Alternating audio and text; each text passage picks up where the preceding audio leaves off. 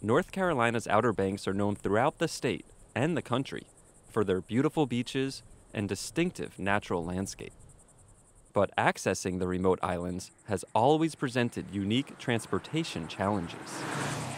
I like to explain it as saying the very things that people like about this area are the challenges. You have the Cape Hatteras National Seashore that is so popular for tourists. You also have the Pea Island National Wildlife Refuge that is so popular for environmentalists, birders, people who just like to come out and see the islands as they are. So you've got federal lands, you have an island that does not want to stay in one place, you have an eroding shoreline, you have sea level rise, you obviously have storms that can cause breaches, as we have learned the hard way. So those are some of the challenges. On August 27th, Hurricane Irene slammed into the eastern seaboard. The Category 1 storm sliced its way along the coast. Its gusting winds and surging waves pummeled the Outer Banks, causing severe damage to NC-12, the one and only vehicle corridor to Hatteras Island. Although ferry service was available, residents and visitors were essentially cut off from the mainland, unable to drive directly on and off the island for nearly 2 months following the storm. When Hurricane Irene ripped through the Outer Banks, it washed away several sections of NC-12. This area right here was the largest breach along the roadway.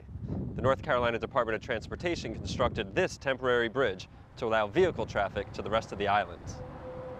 The 200-foot breach occurred 6 miles south of Oregon Inlet, within the Pea Island National Wildlife Refuge. The second breach occurred north of Rodanthe, where NCDOT crews temporarily repaired the roadway with beach nourishment and sandbags. After Hurricane Irene, obviously we did some temporary repairs on NC-12 to get the roadway open to traffic.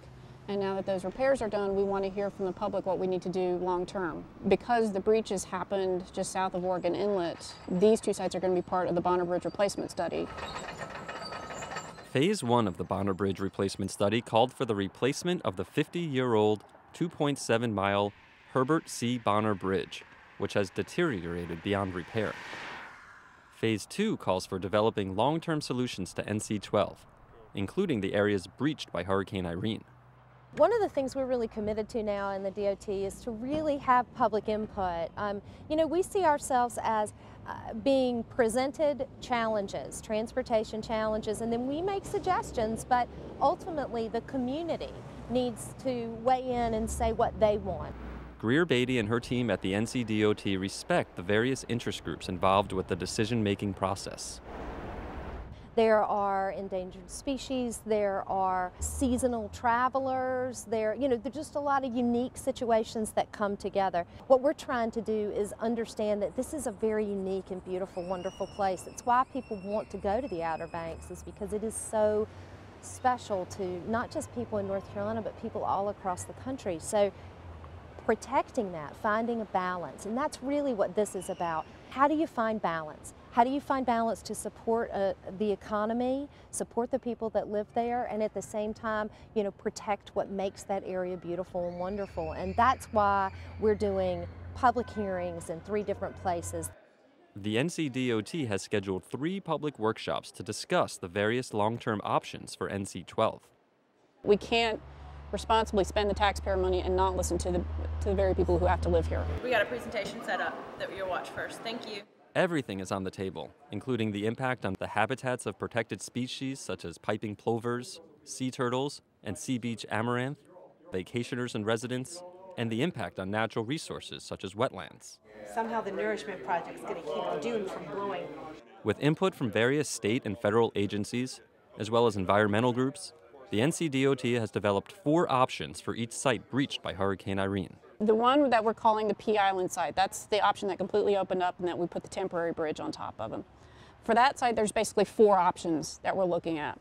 Some sort of beach nourishment plan, build the beach back, you use nourishment approximately every 4 years to maintain the NC-12 roadway where it is today.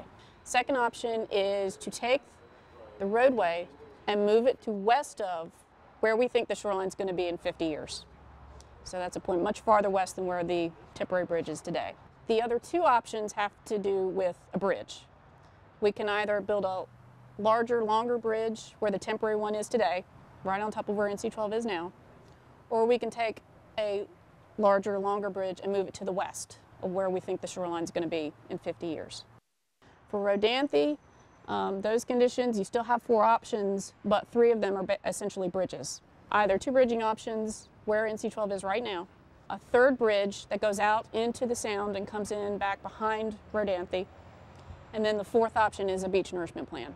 Keep NC-12 as a roadway where it is right now, and then nourish the beach about every 4 years. The initial cost for long-term bridging along the Pea Island breach ranges between $97 and $147 million, depending on which option is selected. Constructing new bridges over the Rodanthe breach will likely cost between $114 and $240 million. Beach nourishment might be a little more depending on what sections you use or what length of area you decide to do for beach nourishment. So we really wanted to hear from people first to kind of point us in the directions of the options we should be looking at, and then once we get that input, then we narrow it down and develop more exact costs. I like the access on that though. The funding source for each option is roughly the same, with the federal government paying for at least 80% and the state picking up the rest of the tab. And considering the estimated $800 million impact that tourism has in Dare County, local and state officials are eager to find a long-term solution as quickly as possible. We want to solve the transportation problem, but at the same time we want to respect all of the things that make North Carolina beautiful and make that part of the state so special.